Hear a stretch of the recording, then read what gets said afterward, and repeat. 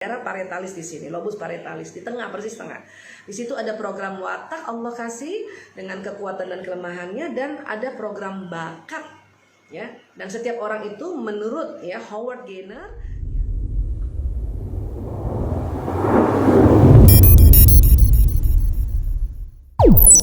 Assalamualaikum Bu Isa, apa bisa melihat watak sekilas dari fisik? Iya. Nanti kalau udah biasa, ya, udah ngerti. Terutama lihat dari mana Bu Aisyah? Lihat dari wajah, sudut-sudut wajah, sudut-sudut mata, bibir gitu ya. Kemudian dia punya perangai, ya, dia punya performa, ya. Biasanya orang yang introvert itu kan yang rapi gitu ya, apalagi yang melankolis pasti rapi, senada gitu ya. Apa-apa tuh senada, mulai dari jilbabnya, dalemannya, bawahannya, mungkin tasnya, sepatunya, pokoknya rapi banget ya. Nah, kalau orang ekstrovert kan orang yang mau cepat, orang yang mau spontan, kadang-kadang antara kudung sama baju mungkin dia nggak selaras ya. Itu bisa dilihat dari perangainya atau performanya ya. Tapi kalau dari wajah itu bisa dilihat di sudut mata ini, sudut mata ya, sama sudut bibir ya. Jadi intinya gini, cuman memang harus lihatnya pas masih agak muda ya. Kalau umur udah kayak Bu Isa 50 tahun ke atas, ini udah pada kendor semua mukanya. Jadi nggak kelihatan. Ya, kalau misalnya kita punya anak kecil nih ya, lagi tidur, terutama lagi tidur ya, perhatikan sudut matanya pas dia tidur. Kalau dia garisnya ke atas, itu biasanya anak-anak ekstrovert. Apakah koleris atau sanguinis ya. Tapi kalau sudut matanya ke bawah, itu anak-anak introvert. Apakah phlegmatis atau melankolis ya. Nanti setelah mata, lihat sudut bibirnya. Kalau dia tidur ya, ada orang sudut bibirnya ke atas kalau tidur ya. Nah, biasanya orang yang ke atas itu biasanya orang yang bukan lagi koleris melankolis, tetapi biasanya lebih kepada orang yang lebih spontan ya. Kalau dia ke bawah itu biasanya lebih detail ya. Jadi kalau kita mau lihat wajah, itu biasanya yang kita bisa deteksi adalah watak utama. Misalnya nih, orang mau mulai dari mana dulu nih? Orang koleris ya. Nah, koleris, sanguinis, mata sama-sama naik ke atas ya. Sama-sama naik ke atas ini ya, kalau dia tidur ya. Atau pas dia melek ketahuan juga nih mata. Kecuali kalau kita dandan, kita pakai eyeshadow gitu kan nggak kelihatan ya. Oke. Nah, ini kalau mata ke atas berarti kalau dia koleris atau sanguinis. Oke. Terus lihat lagi bibirnya. Nggak lagi senyum ya, lagi nggak senyum, lagi diem aja gitu. Kalau dia diem, sudutnya dia ke atas ya, itu biasanya sanguinis. Jadi sanguinis itu sudut mata ke atas, bibir ke atas. Jadi mukanya tuh udah muka apa ya? Muka ketawa. Emang sanguinis sedang ketawa, ya? Nggak disuruh ketawa aja ketawa. Dan dia sedih aja ketawa tuh orang sanguinis. Oke? Nah, sekarang koleris. Kalau koleris, sudut mata tetap ke atas, cuman sudut bibir ke bawah. Gini. Kalau dia lagi diem ya, ke bawah ya. Sudutnya ke bawah. Itu koleris. Oke? Nah, sekarang kalau sudut mata ke bawah, berarti kan introvert ya. Introvert kan sudut mata ke bawah ya. Pas lihat waktu tidur atau misalnya pas lagi dia tenang, tidak lagi tersenyum ya, sudut mata ke bawah. Kalau sudut mata ke bawah dan sudut bibir juga ke bawah, garisnya itu melankolis. Melankolis itu watak serius. Mukanya juga serius. Ya, saking seriusnya itu tadi, matanya serius, bibirnya juga serius. Nah, kalau phlegmatis itu sudut matanya ke bawah. Nah, ini Bu Isa kan phlegmatis ya, coba perhatiin deh. Sudut mata ke bawah kan.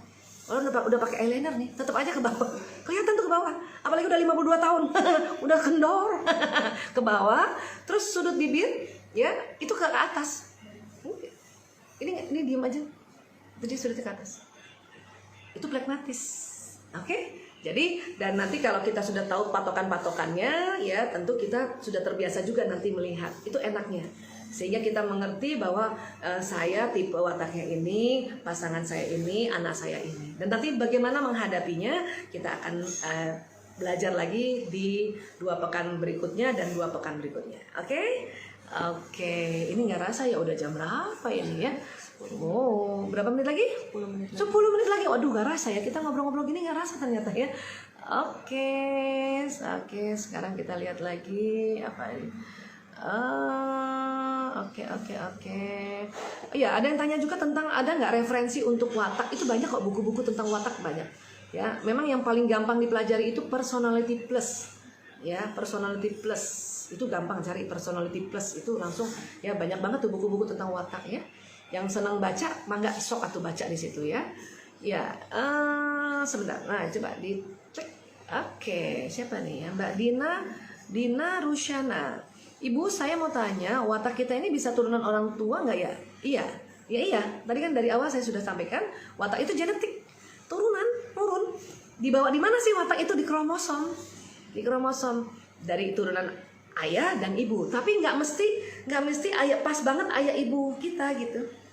Misalnya saya satu sisi watak flegmatis saya itu dari ayah saya, ya. Kemudian satu sisi watak saya dari ibu saya, tapi ternyata nggak di ibu saya persis, ternyata di ibunya ibu saya gitu, oma saya gitu. Jadi artinya watak itu dia ada dari turunan ayah ke leluhur ke atas atau dari ibu leluhur ke atas. Biasanya kita ilmuwan mengatakan leluhur ke atas tuh 7. Kalau turunan kan bawah kan 7 turunan kan gitu ya. Ini 7 leluhur. Nah gitu ya. Cuman kan kadang-kadang leluhur kita yang urutan keberapa, ketiga aja udah nggak ada fotonya kan. Jadi kita nggak tahu juga ini gimana watak mereka ya. Tapi watak adalah genetik ya. Oke, kita lihat lagi apa Mbak sebentar. Ibu siapa sebentar? Ibu Ira Sumaya. Bu Aisyah, apa benar kalau sanguinis itu masa kecilnya bahagia? Sanguinis itu mau masa kecil kayak masa besar kayak dia mah bahagia terus. Dia memang hasratnya gembira. Kelihatannya gembira. Bisa jadi sih dia sedih. Cuman sedihnya dia itu diceritakannya dengan gembira. Contoh ya orang sanguinis misalnya ya, dia dompetnya hilang gitu ya. Mungkin kalau watak lain, terutama watak melankolis kah, flegmatis, bilang dompet hilang tuh sedih banget. Dompet aku hilang. Nah itu orang introvert ya. Tapi orang sanguinis gini, dompet aku hilang, tapi mukanya kayak gitu bang. Dompet aku hilang. Ya, rumah aku banjir. Nah itu kan orang melankolis dan flegmatis tuh. Kalau misalnya dia cerita bahwa rumahnya banjir, datang orang sanguinis, rumah aku juga banjir. Tapi dia ketawa, mukanya ketawa. Dia sebetulnya nggak ketawa aja, sudut matanya ke atas, sudut bibirnya ke atas. Jadi orang sangka dia ketawa, padahal dia tuh sedih. Makanya dikatakan dia hasrat gembira. Dan orang sanguinis itu nggak betah suasana yang hening lama-lama, nggak bisa. Misalnya nih lagi ujian nih, anak-anak sanguinis ya, mau dari TK ke SD ke sampai nanti kuliah, anak sanguinis pas ujian kan hening ya, hening. Itu dia nggak tahan loh. Dia kadang-kadang nyanyi-nyanyi sendiri, nah gitu. Atau dia ketok-ketok itu pulpennya kayak cek itu kayak gitu orang sanguinis. Ya, karena sanguinis itu memang hasratnya gembira. Oke? Iya, oke. Ibu, oh ini nih ada nih lanjutannya nih, MT Lebang. Ya, Ibu, gimana caranya menggali kesedihan orang sanguinis? Orang sanguinis itu ya, kalau dia bilang aku sedih tapi mukanya ketawa, ya aku sedih banget tapi mukanya ketawa, itu sedih. Jadi nggak usah digali. Itu udah sedih tuh. Cuman memang ekspresi wajahnya itu selalu ke atas gitu. Seandainya misalnya orang tuanya meninggal misalnya kan gitu ya, ya itu di situ tuh baru tuh kelihatan banget sedihnya. Ya, tapi beberapa menit kemudian udah bisa terima tamu, misalnya ada saudara datang itu untuk takziah gitu ya, itu udah bisa ketawa, terima kasih ya, maafin ayah saya ya, maafin ibu saya ya, udah bisa gitu. Tapi mungkin orang melankolis itu susah banget, paling kalau ada yang iya terima kasih, maafin ya, paling gitu kan. Iya, jadi kalau orang sanguinis kalau dia bilang gue sedih banget, itu udah sedih itu, udah terima bahwa dia sedih gitu. Oke. Wow, ini ada yang senyum-senyum nih, barangkali ada yang ada yang sanguinis ya.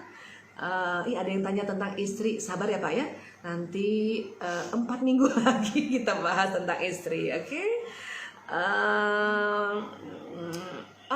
Ada yang tanya ini, Meisha Anggreni, apakah watak ada kaitannya dengan bakat, Dok? Nah, watak dan bakat itu kalau di otak tempatnya sama, lokasinya sama di daerah parietalis di sini, lobus parietalis di tengah, persis tengah. Di situ ada program watak Allah kasih dengan kekuatan dan kelemahannya, dan ada program bakat. Ya, dan setiap orang itu menurut ya Howard Gaynor ya diteliti bahwa setiap orang itu ada 8 jenis bakatnya loh. Itu yang disebut kecerdasan ganda atau istilahnya multiple intelligence. Ya kan? Nah, tetapi 8-8-nya itu di otak ini nggak semuanya dominan. Itu bakat. Ya, makanya kalau mau mendeteksi bakat kita yang dominan apa, itu banyak juga caranya. Ya, teman-teman psikolog itu punya tools untuk bisa mendeteksi bakat. Walaupun nanti ada tuh kalau di aplikasi-aplikasi media sosial untuk tahu bakat kita apa, itu juga bisa itu. Cara simpel untuk tahu kira-kira bakat dari 8 itu urutannya berapa yang dominan pertama, kedua, ketiga, keempat, itu bisa kita tahu ya. Jadi kalau kita sempat tes bakat, nanti di hasil tes bakat itu dia ada, nanti akan ada namanya kecerdasan multiple atau multiple ganda ya. Biasanya 8 itu adalah kecerdasan logis matematis, kecerdasan bahasa, kecerdasan interpersonal, bagaimana kita berhubungan dengan orang lain, kecerdasan intrapersonal, bagaimana kita bisa mengerti diri, itu juga bakat loh. Ada orang yang nggak ngerti dirinya, berarti dia nggak punya kecerdasan intrapersonalnya rendah gitu, bukan dominan gitu.